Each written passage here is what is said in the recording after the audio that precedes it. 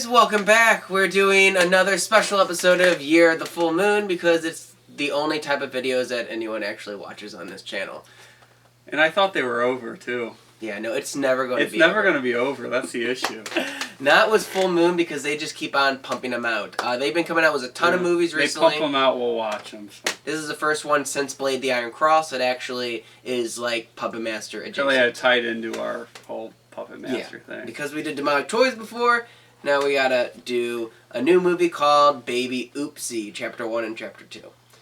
Real quick, I don't really know why Full Moon's doing this exactly. I want to say it's probably like a marketing and money kind of gimmick, but... It's probably money almost entirely. They've been putting out their movies in two parts, two like 40-minute chunks, so it's basically a solid movie that they just split in two. Do what you gotta do, but like it doesn't take anything away from the actual movie. Yeah, you just watch especially both if of you're them doing it on like a straight. I don't know if these are on DVD even. Not on DVD, but they are on the Amazon channel, and you have to rent it from Amazon. So I mean, it plays like one after the other. I'm pretty sure. So it doesn't. It is kind of weird when you have the credits at the end of, instead of saying like to be continued or something, it just has the credits, just which is blatantly ends. Which is kind of weird, but nothing's wrong with that. Yeah, it's not bad. Do what you need to do. My guess is that they're just trying to get people to buy both Part 1 and Part 2 on Amazon. But trust me, if someone's a Full Moon fan and wants to see Baby Oopsie, they'll just get the streaming channel. I promise you guys that, Full Moon.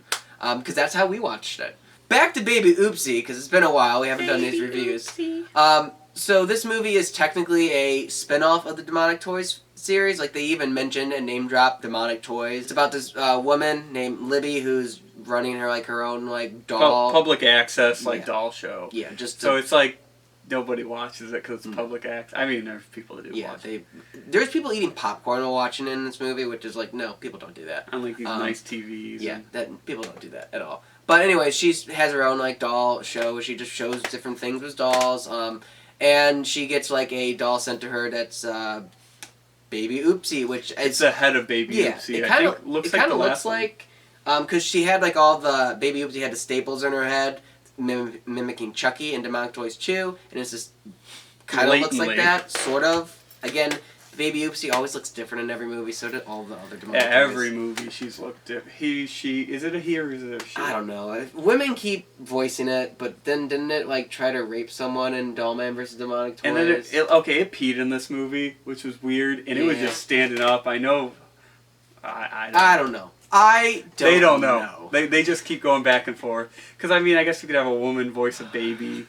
They look at Rugrats. Yeah, exactly. So. Who knows? Who knows? I'm sure you could look it up very easy, but I just feel like it's different in each movie. But anyways, back to Baby Oopsie.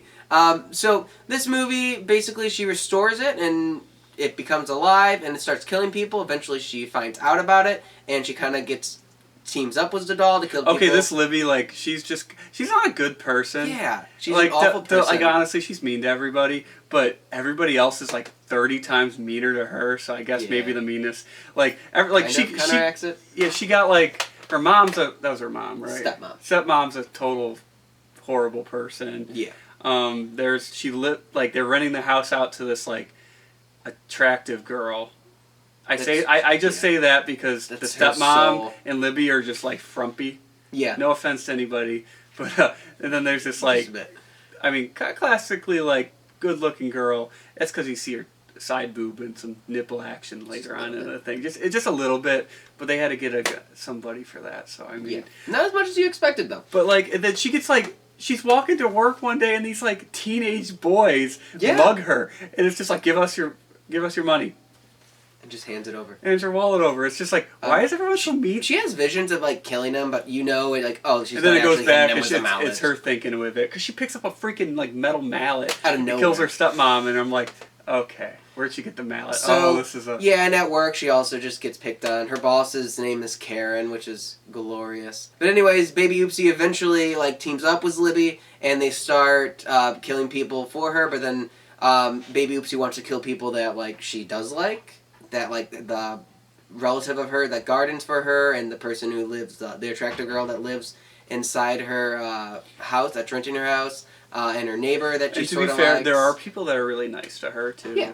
There's a neighbor that really wants to be her friend. There's people that treat her nice and once Baby Oopsie wants to kill them, she's like no. Yeah, she doesn't want to do it, and that's then where they fight Baby Oopsie and Baby Oopsie still kills a lot of them. Yep, still kills a lot of them. Doesn't matter. So, real quick, what would you say is your favorite kill from this movie, if you had to pick one? Probably when he cut the stepmom's nose off.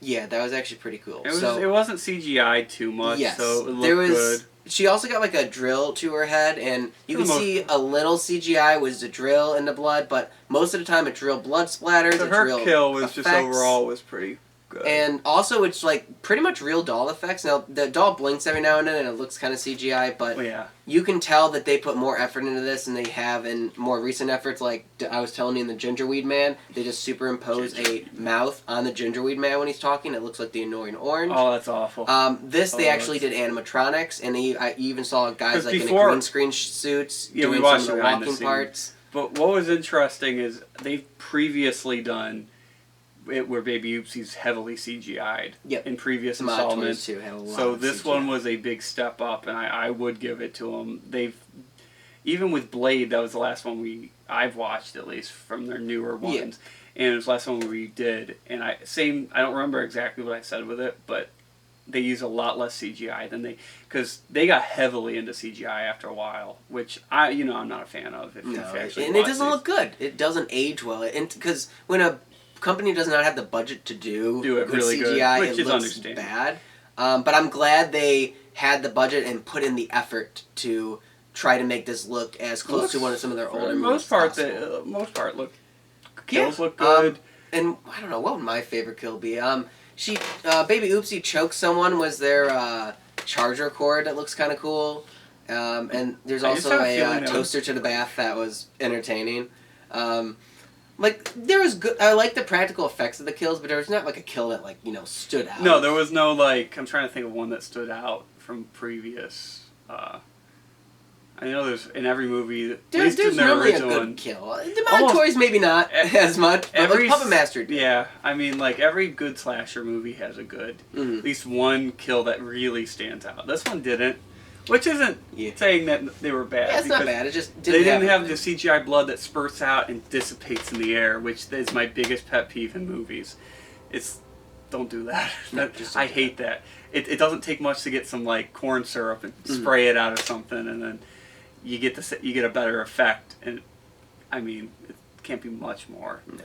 So it didn't have anything that was there was no kill that stood out as bad. Yeah, I don't think there was a bad kill, which in previous movies there were very obvious bad kills. This movie also had a bigger cast than they've had recently, which I want to say is probably COVID related. I know they're still working under those conditions, but I didn't even think about that. That's exactly why they had a smaller cast. And really, lately they've had some pretty bad stinkers that feel so low budget. And but I will say. One movie I saw recently was called Miskatonic You, The Resonator, which, according to the bonus features of this movie, they're actually making more episodes to that, so awesome. But anyways, those look pretty good. But then I also saw a bit of the Gingerweed Man. Bad. What they do, they just throw a bunch of stuff at the wall. See what sticks. And some good stuff sticks, and then some garbage stick. But I would say, overall, especially I like the direction they're kind of going, even though these are lower budget, COVID... They're doing hurt movies. I'm liking it more than what they did in the last 5 to 10 years. There are times that I thought they were lazy in slightly older movies, where they relied heavily on CGI. I just felt like they made a lot of mistakes and they didn't really go back. They're not doing that as much in the recent ones. Like I've said, they're probably other because they throw so much at the wall. I'm sure some stick, most don't. But the two I've seen from COVID era. They've been pretty good. Yeah. I mean, I'm not going to complain. I'm not going to say they're like Spielberg or Lucas. And they know they're not. They know they're not doing this. There was one part in this one that you called out. It's where they have her she has big glasses, and it's zooming out, and you could definitely see the cameraman. You can see 5 cast crew members. And that one's hard. You don't always notice that. Usually you're a little more conscious of it when it is a front-on shot, but. It happens. I know we've probably done that Yeah, numerous times in our really crappy movies. We also watched the bonus features for this, which I actually found very entertaining because they were good bonus features. Yeah, they're not always. They were not always good. They really cared about like this movie that they were making, and there was like a lot of effort put into it with such a minimal budget and time. Yeah, everyone cared. And also, interesting note. I don't know if you guys know this, but we're from like the Cleveland like area, and this Just was doxed filmed. us, dude. You're good. I'll bleep that out. No, you don't need to. There's we'll bleep this that is out, also but tell them where this yeah, is. they're also from in the Cleveland area.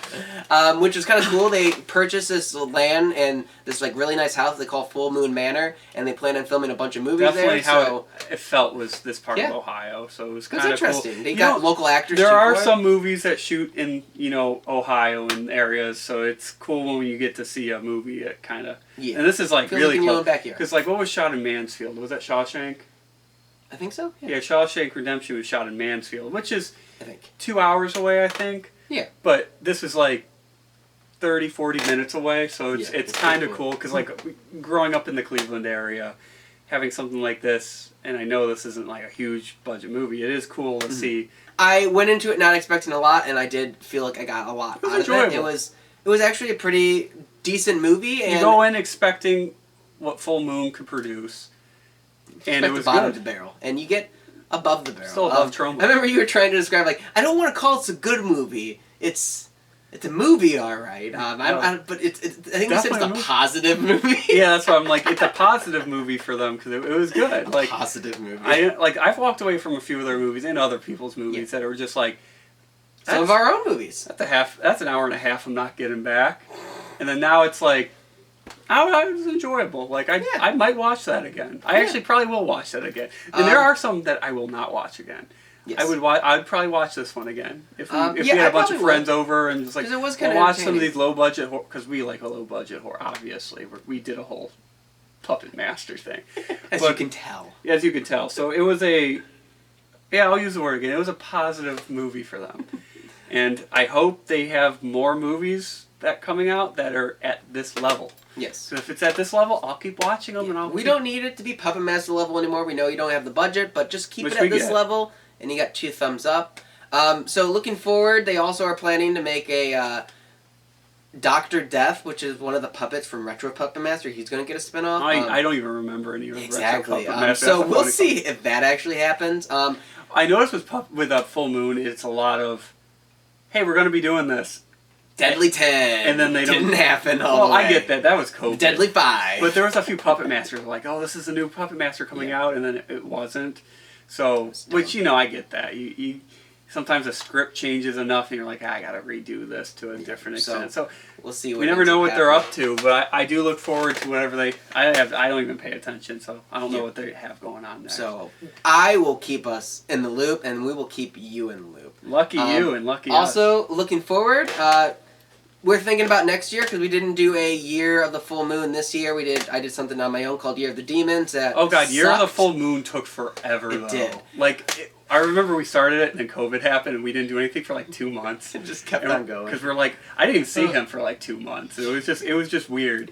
So we're back together. That's why that one just seemed really Next year though we might do Year of the Empire, which was Empire Pictures. Interesting. The company that. Charles Band had before Full Moon features, and also there was a huge box set for it that came out a while ago I bought the Blu-rays for, which means we gotta watch it to warrant that. Do you have a big box set of that? Yes. Is that the thing that I walked up the stairs one time and was sitting there and I'm just like, what the heck is this? And we're gonna watch it all, so I don't feel like I wasted my money. And there's a few I would like down the line to do some stuff. Subspecies, I'd also like to do some science fiction. That could even just be me. Yeah, you comment what you guys want, and we'll do it. We got no lives. So maybe one comment. If anybody actually comments, we'll do it. Yep. Any movie you comment. Any horror movie or science fiction series. No shame. No shame. You want it, we'll do it. Leave it in the comments below. Now smash that subscribe button. Okay, we can end it there. Smash that subscribe. We're one of those people now. Yeah.